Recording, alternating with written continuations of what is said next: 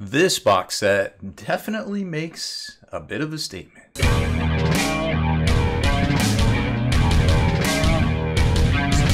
Spiky Bits.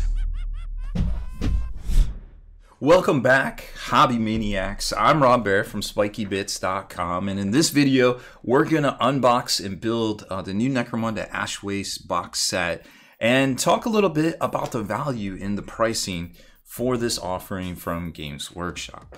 Now you can tell, well, I guess first of all we should start with the price. The price is $200, or $299 rather. Wouldn't it be nice if it was only $200? It's a much larger box than what we're used to. We haven't seen these larger boxes here in quite some time, to be quite honest. And it's the it's the full configuration of very heavy card kind of type box, and then it's got the glossy coat and everything like that. So they didn't skimp on the box at all, because there is a lot of content inside, including a full hardcover rulebook. Now remember, you can always get your hobbies for less at Dyson.com, Amazon, and hopefully your local game store too, because they are allowed to sell at Games Workshop at 15% off here in the States. And of course overseas, well, they have different rules, so they can do pretty much anything they want, unfortunately, for us here in the States.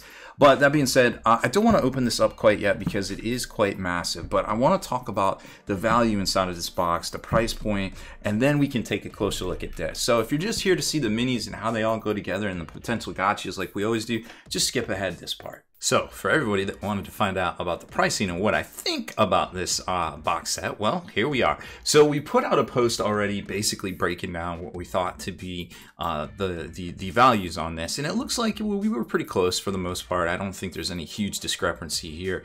Fortunately, unfortunately, we even thought that mat right here in the picture was going to be paper, judging by the depth on this image, and it turns out it is paper. It is not the heavy cardstock kind of thing that Games Workshop traditionally sells for $60, which I personally would never spend that kind of money on. And seeing how they made those direct only orders, here in the present over the past couple of releases, something tells me that they weren't selling that well in game stores either. Now, what you do get inside, so there's kind of like a positive sandwich to this release. Negative, obviously $299 here in the States. That's a lot. That's a statement. That's very bold. Positive, you can get the individual kits inside separately, except for the terrain and of course the rulebook right now. So if you're just like, yo, I just want those cool like nomads, I want to make some cool Tusken Raider conversions or something like that, you can get them. You want to get the ATVs, the four-wheelers, the quads, whatever you want to call it, you can get those. You want to get the Rochibos, the Hematite Riders, we'll call them Rochibos, Chocobos, Roaches, yep, there it is. You can get those too. So you can get the stuff separately, so it's not necessarily paywalled unless you actually want to play the game. But if you actually want to play the game, you need the rulebook and you need the miniature or the terrain in theory. So I guess you kind of need to buy the box. So I guess there's kind of like a mixed negative there at the end, so to speak. But either way, they give you options, right? So say you want to spend the $300 on this box set. Well, hey, what do I get? Is it worth it? And I kind of already answered that. Yeah, it's worth it if you want the rules and you want the terrain and you want the new minis.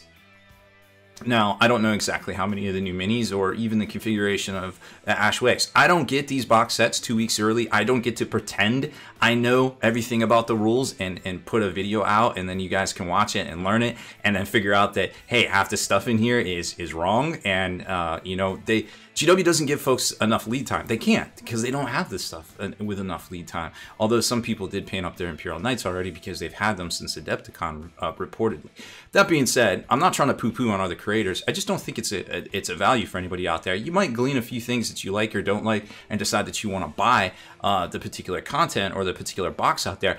But overall, nobody can become an expert on Games Workshop. There are people out there that aren't even experts after the stuff's been out for weeks and months, So I feel like that's kind of like a sunk cost fallacy a bit on all that. But nonetheless, it's always cool to see the stuff, and it's always cool to get people's opinions on how it plays. But until you get the rulebook in your hot little hands, you're not going to know. So I'm not even going to fake the funk and pretend. I'm just going to tell you what I know and what works for us here on this channel in 2022. And hey, well, thank you very much for watching this video, first of all. So getting back to the actual content. So, you're going to get the squads that come in it, right? They're all $47 each. We estimate the terrain will be $120. Now, that's, of course, up from the Gang Stronghold that came out I want to say less than a year ago, and that was 90, but now it's 120. So there's a little bit of give and take there on the price increases. The rulebook hardcover, it is the hardcover rulebook. It does look very full of content and everything you might need in there. I imagine it's going to be released separately. I would imagine it's going to be $60. If not, well, there's even a little bit more value in this box. Tactics cards, there's a huge stack of cards that come in this thing. I couldn't even tell you what all the stuff is, but seeing as how the cards were being sold separately for $33, I think this might be a little bit of value there. The game mat, dice, tokens, and markers, that's just added value. GW should give that to you. There shouldn't be any price point put on that unless they come with the rulebook and they're sold as like some sort of package. That being said, when you total it all up, $401, you know, MSRP value versus the box price, $102. So in theory, if you buy the box, you kind of get the rulebook and the cards-ish for free, which is kind of what we're seeing with these combo boxes and these army deals, you know, for at least Warhammer 40k is if you buy the box, you get the book and you get the cards in it for free, right? So for early adopters, that's great. That's what you want. Yep, and we've covered that. That's great. But for everybody else that might just want the stuff separately, this isn't the format for you. And for probably the first time ever, which I think is a boon for us out there, you could get these kits separately. They didn't paywall. It's like the Chaos Knights Army box came out, and they also released the Chaos Knight, the Codex, and the Armigers all in the same week, which they don't do normally. So there is a little bit of a blessing here, or a boon, as I like to say, for players out there that might want this stuff for other things.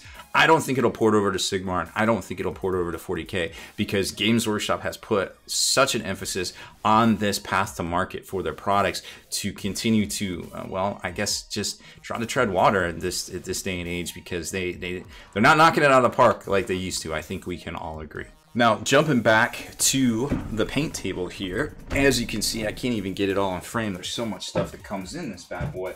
You're going to get a lot of sprues in here, and the sprues are multiples of the same sprue, even the, you know, the quads and things like that. This is the only one that comes by itself, and that's the one with the backs to the little Ewok village, desert village things, and then this is a little canopy sort of thing right here, and just some extra pieces. Like I think this is the thing that you put all the backpacks and all the things on, and a couple of the power converters. There's also a power line somewhere. I don't see it on here. Oh, here it is. That plugs into kind of the underneath that I'll show you here in a second. So that's the only one you get one sprue of. Oh, this. Oh, there's that power pack I was talking about. I guess that. Yep, that fell off that sprue, or the little pack of like stowage and things like that. This one here you get a few of, and this one that you make, oh, actually there's two of the same one. So there's this one. Okay, so there's two of this one. There's three of this sprue, which we'll show you in the instructions. And then with the ramps and the gantries and things, there's two of those, which also has some railing bits, so that will probably be a separate release. Then there's the barricade. The barricade set, you normally get two of these. That was a separate release at one point, but they included half of the sprue in here.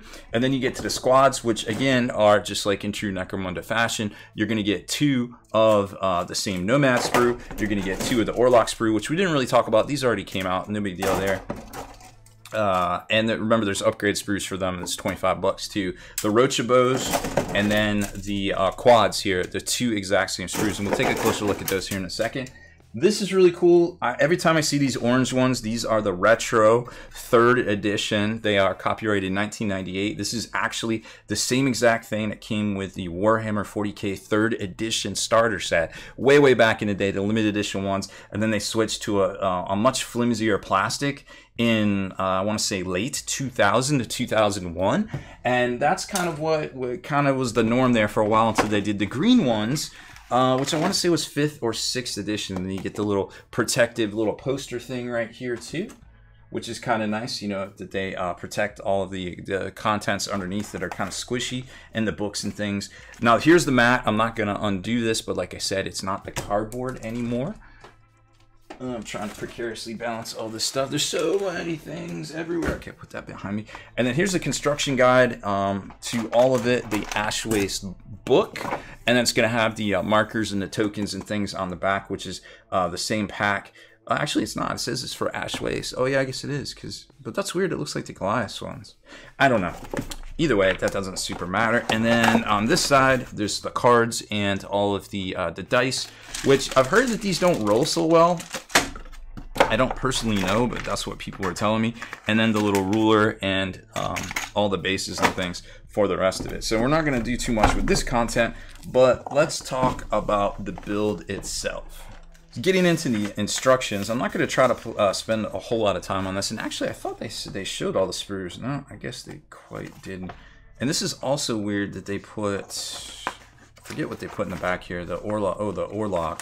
Oh, that's right. Okay, so they put the Orlock stuff in here because they're actually not in that the big fat book there, because they well, they don't. They're just not part of Ash Waste normally, right? So they figure that. Well, that's weird. They got the no. Okay, well, whatever. They got the Orlocks and the Nomads in here. So I'm not exactly sure why they did that, other than the fact that maybe these come in the new faction book.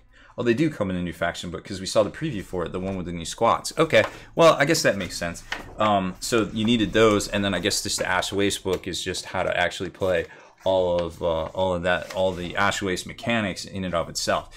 Getting into the Rochebos, as we'll call them, these guys are interesting. Like I said, they, you know, the thing with Necromunda, and I'm not going to touch on it much after this, is that they're the same sprues. So you basically have variants of like the same guys that you can build, and then, but there's a little bit, you know, of trick to it. So some of them will have the same parts. These guys actually, I believe, you don't need to glue them down to the actual mounts themselves, which is nice to really kind of help with painting, right? And then getting into the Nomad Warriors, or the Nomad Raiding Party, of course, you got the leader guy right there. And remember, each of these can kind of be built, you know, a different way, or have a different variant here. So they got 3A and 3B, depending on what you want to do. I think that's what they do. All of these guys are different. Because they have the different arms. So you got the different arms that you put on there. No, I guess they're just giving you, so they do the instructions a little bit different than what they normally do. Instead of showing you the two versions, they're just like, this is the base. And then those base versions, you can just slap whatever weapons on. So the Nomads are a little bit different than what they normally do with, say, like the Orlocks here, where they're like, hey, you can make both versions. Or, you know, you can do the Sergeant here, and then you got Gunner 1, Gunner 2, Gunner 3, and Gunner 4, and so on and so forth. But, you know, you can obviously tell when they're variants of the same duder himself, right? So you basically take the same thing and you're like, okay, I'll put that on there, or I'll put that on there. So just kind of keep that in mind if you're new to Necromunda. And then getting into the quads, again, the quads, it's kind of interesting. Like, I think you can definitely leave them off the mount, because one of their arms hooks up with the handlebars there, but the other one's on separately. So you can, and then they've got different arms in their left right there. But the thing that's going to be weird, and we'll take a look at it when we build it, is you might want to put a magnet on the bottom of those of the weapon here. But it's not like 40k. You know, this is more narrative sort of kind of deal with Necromunda, so maybe it doesn't quite matter, I suppose. But either way, sometimes you want to switch those up. And then when it gets to the buildings themselves, the buildings are interesting. They're a lot more involved to build, right? When you start taking a look at it here, like you put all these sections together, and then you got struts, and then you got little pinions, and it just gets like really wild just to get it up to this point here. And then from this point, I think you make 2 of these halves. Yeah, so you get this, and then you make 2 of the halves, and the halves are pretty much the same. You just get it up to this point, and then you they want you to put these struts on, which is a little bit different. You don't want to do that till the end. You don't glue down the roof, which kind of makes sense. And then there's the optional little door right there. This is another optional part from that sprue I showed you. Some of the hanger downers and things. I don't have the sprue handy over there, but those are all separate. And then you get into, so that's the finishing out the Hab 1, and then this is finishing out Hab 2. And that's where you get the optional parts, like if you want to put the canopies and things on. And the canopy is interesting because you can put these little couplers on here, so to speak, if you want to put it on the rail. But if you want to just kind of glue it down to the corner pieces, you can. But I would probably keep it off so that, you know, you can have it a little bit more modular. It seems like that might be a good idea. But it would be cool to have that over the entranceway right there, and maybe not over here, but maybe you want it there because you're going to put one of these gantries.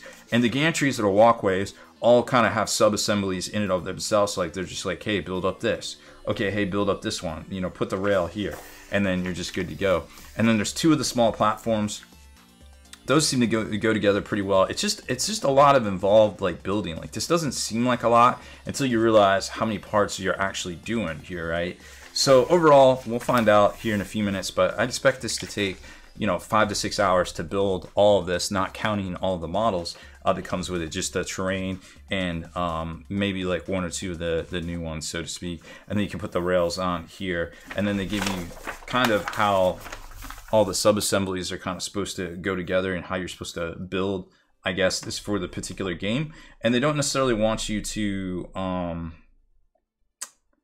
put glue any of this stuff down. They want you to actually do it in modular kind of assemblies, right? So this looks like it just kind of forms like a L, and then there's like a little jut right here out, and this one actually goes onto the ground. So anything that goes down to the ground will have this little kind of rebar strut that kind of sets into the ground for you to kind of walk up, I guess, or have you guys walk up or whatever. Either way, it looks pretty interesting. So we'll kind of find out how long that all takes to build. But I think maybe not take a look at this the terrain sprues, but let's take a look at the squad sprues. First up is going to be the quad sprue, and you can see, well, it's got a hodgepodge of parts all kind of over it. It's very hard to kind of grasp without, you know, kind of maybe seeing the instructions exactly what it is. But the left and right half right here, and the foot pads, and then the back gunner is actually up there by using this little part here, and he has a seat that's actually mounted to that right there. But it's all pretty well detailed. I mean, the wheels look great, and then you've got the inside rims right there for mounting it to the little brackets here. But it's a very ambitious kit. For only being 1 sprue to actually make that little quad is pretty ambitious. 100% from Games Workshop. And then the Nomad sprue here, if you want to make some like crazy Tusken Raiders or anything like that, they do have not really a gaffy stick, but something, you know, they got some interesting 40k little shiv sticks or rochi sticks. I don't know what to call that there. But you know, all the fronts are going to be left in or front and back sort of halves right there.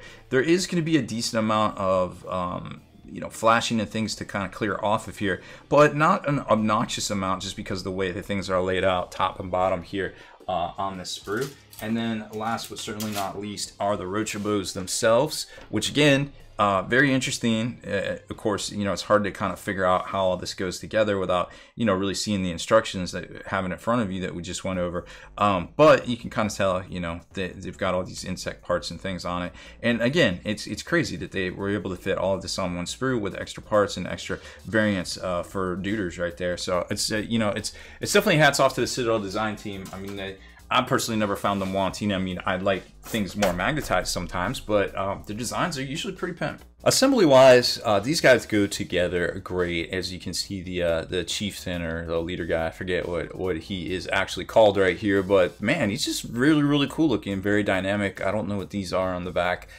Maybe some sort of oxygen tanks or something. So he's got the back alternate blade right there and big glaive sort of thing, and I don't know what that is, but definitely some Mad Max kind of oh, he's got split fingers. It's got muty fingers, it looks like. Oh no, they're just slid under the blade right there. That's just incredible detail when you start looking at the little things they kind of pack into these miniatures. Pretty insane. These would be super fun to paint too, especially with like some of those new speed paints.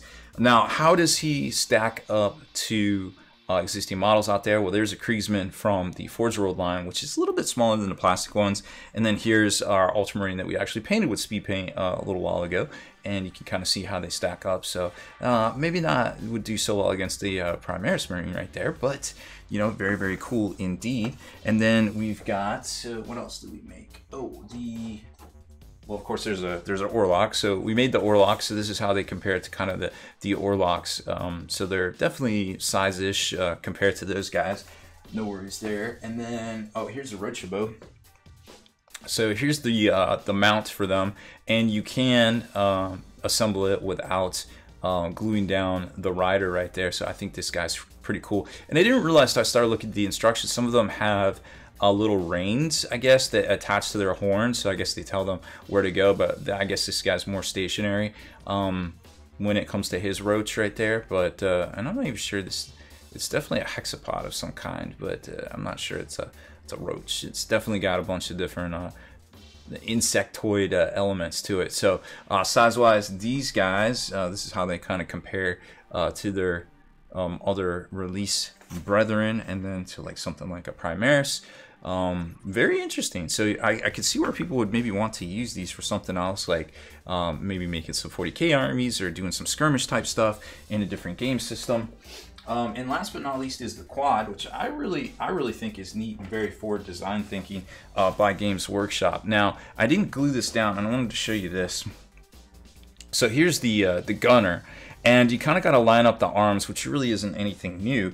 And then you can put into this pintle, you can put either weapon, and then you can lock in the what is it? The little handles there. Oh well, you got to do it just right. There you go. You can lock that in. So you could put a little 1/16 inch magnet flat right there, and then kind of maybe cut that off and put a magnet right there where that coupler goes, because it would be actually, you could probably put it more closer to the stock, and I probably would have spent a little bit more time on this had it not taken so long to build everything. But once you get him plopped onto here, and this is while it's really hard to see, there isn't a whole lot of that's left and a right half, and then some tires, and then this, and then the foot pads is really all that's to this, because this guy kind of locks in separately onto the thing here, and then this guy can be on here separate. But like I said, remember the handlebar is going to lock in like that, and then you can put some stowage and things on there if you really want to. And then this is kind of how they line up to those guys right there. So the size is about the same, but they're actually on different size bases. So watch that when you're putting it together. And then this is how they kind of stack up to a Primaris. And then if you did want to use these in like Imperial Guard or maybe like Gene Stealer cults or something, which you could, because you could switch out the heads. I don't know what they would count as. I guess there's quads in that too. You could. They're about the same size, because this is actually the size of about a Gene Stealer cult guy right there. So all of the model-wise, these look great. Now let's talk about the terrain itself. So before I set everything up and then grab it and ruin the setup, I wanted to show you all the individual stuff that I thought was really cool about how this all goes together. So all of these platforms are going to have a specific little notch here, and this is sturdy stuff. Like, it's not going to fall apart. It can separate here if you want to. There's a crosshatch, so you can switch these out, and then that's that optional power line that you don't have to put in here, but it does. They leave these little socket holes underneath this for, I guess, a bunch of different things, because you can put some of the stairs and things on here, or the landings on there. You don't necessarily have to use this. So I imagine they're going to use this terrain for a lot more things in the future, maybe not just this. And then, because I mean, this stuff could be in the underhive, right? And then you've got, now I accidentally glued this down, but then we just pop it back off of here, and then you've got the different elements that you can put in the middle. Now, obviously, you could put a big-ass magnet right there. We didn't, because, well, again, kind of ran out of time, but there's no reason you couldn't do two different magnets in there, and they're basically already recessed. And then the gantries, or I forgot what they call them. These just basically lock in here with these couplers, and the underneath are really well detailed. When you glue them together and the two parts, there's obviously a little bit of gap, and then you put the rail, and they use these rails as kind of like an extra support for this sub-assembly here. And then you can just lock these down, or you can put them anywhere. As long as you don't glue them down, you can do all sorts of neat stuff. And then we saw in the rule book, in the back of the instruction book, where they kind of wanted you, to kind of set all this stuff up. So I already know I'm going to run out of room to set all these up, but I just wanted to show you the main elements and on all of this here. Now, probably the one that's the most important, and I'll show you this here in a second, is the hab units, I guess, as they call them, right? So they're going to be a little bit taller, and they've got all the struts and things that they showed you to kind of make, to kind of have everything together. And then they've got all the power couplers and the things underneath it too, that you would come to expect. But then on the inside, you've got the optional parts on the top, which you're not going to be able to magnetize unless you put a little piece of, but then it sticks down really far. So I just don't think you're going to actually be able to magnetize it at all, actually. But when you pop these off, and this is a little snug, if you put this on here, it's a little snug, but you can always come underneath in the opening and pop the roof off if you need to, so you don't just like destroy everything, because sometimes it's hard to pull the roof off. And then when the roof comes off, yeah, it's really well detailed in there. Like, it's really cool to kind of see how they did it all, and how it all works. Now this, what is it, I guess the I guess that's the back. So I'm not really sure why they were like, hey, glue this in here like this, but that is the way it glues in. And it does have little vents on each side, and then you can kind of see all the interior is a bit detailed, and I don't know what all that's supposed to do. It's all different stuff. And then there's optional parts that you can slap onto here if you don't glue theirs down. Let me grab those. So there's a ton of other optional parts, like I was saying, and you've got these little ladders here that they tell you to put in different places, and they just like basically sit right on there, and it's cool. And then you've got this whole platforms, and I really like the design that they did here with these little back catchers, because at first you're like, what is that? It doesn't even make sense. But then when you put these onto here, it does make sense, because that's actually what gives it the back strength and support to actually lock in. And then you're supposed to put these little things right there, or if you want to hang down the they've got some of these larger, here they are, some of these larger ones they tell you to put on here, so that, oops, I flipped them all off, so that you can have them coming down the back. Like if you put this on a closed door like back here, you would want to put that right there, so this drops down onto that platform sort of. And it's really cool how these are all super modular. But the one I really thought was neat was this here. We talked about the little canopy bits, and they actually have these little gaffy sticks, which I thought was hilarious how they like did the styling for the Tusken Raiders gaffy stick. They worked it into this somehow. They had to, right? Because I mean, it's just so cool to not. You actually put these little supports through. Oh, maybe it's the wrong one. I forget which one's which.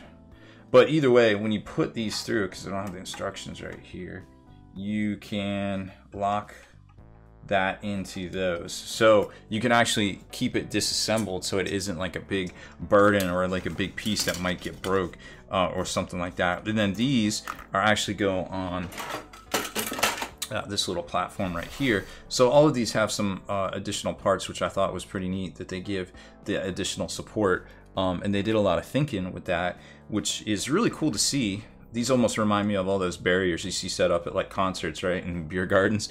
So I guess it crossed over 10,000 years from concerts to the ashways, and then you can just kind of leave those there and have your different gantries and stuff all over the place. So very, very cool stuff. I don't think I'm going to set all of the habs and everything up, because I just don't have the room for it, unfortunately.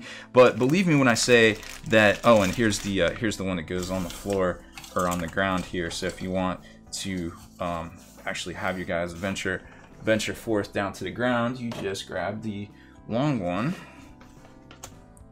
and, oops, other way, and then that can, if you want to behave, and then that just basically locks down to the ground.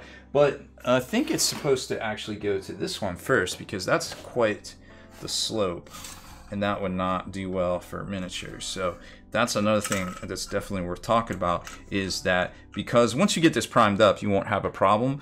But if the slope is too long, and they have these little notches here, so you can almost stick your little duders in here. And I guess that's one last thing I actually forgot to talk about. These miniatures are normally on 25mm or 32mm bases with like the texture. These ones are all on 25s, and I'm not sure if it has anything to do with the game. But you know, there's obviously not going to be gantries and stuff out in the desert, but it definitely probably helps lock these guys into the little spots on here, at least being able to adhere to the platforms and things and not kind of go rogue. So these guys will actually, when not in a 32mm base, so I'm not sure if that's going to be a problem going in the future. Like if you built your Orlocks with the Orlock bases, the big 20, I'm pretty sure the 32s, the texture ones, you might have a little, you know, you might have a little bit of overhang, so just kind of be aware of that when you put them on this terrain here. But other than that, I like the design, I like the style of everything, everything from, you know, Tatooine to Dune to all of these like Mad Max, you know, like you know, Apocalypse Now sort of crazy you know, things that we might see in the future in all these different genres. And definitely the homage to the Gaffy stick right there is a really nice touch, I feel like, for the Tusken Raiders. So other than that, other than the price being very much a statement by Games Workshop's part, at least they allow folks that just want some of the stuff like the Rochibos or the ATVs to purchase those separately. So I think overall the kit and all of the terrain and everything is very, very cool. I don't think it would port over well to 40k, however, but mixing it in with all the other Necromunda terrain, you could definitely do some really cool like interior sort of kill team stuff and things like that, or just making some fortresses, or some sort of what have you. You know, conversion potential very, very high to all this stuff. Practical to games other than Necromunda or potentially kill team, very, very low. You know what I'm saying? So just kind of keep that in mind too. Very cool stuff. I don't want to poo-poo the design and kind of the aesthetic, and that they actually did a lot of work here with the backstops and the things like that to make this work.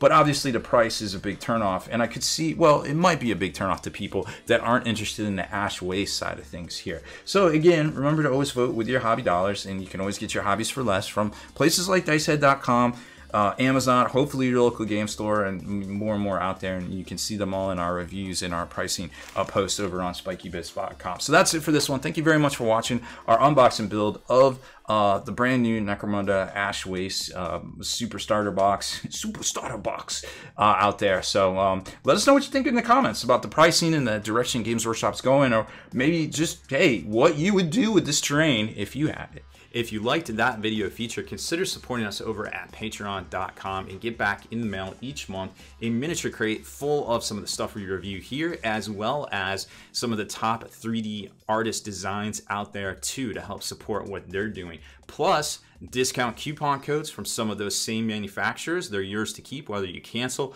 or stay on. It's totally up to you. Obviously, we want to keep you as happy as possible. So check it out over at patreon.com/spikybits.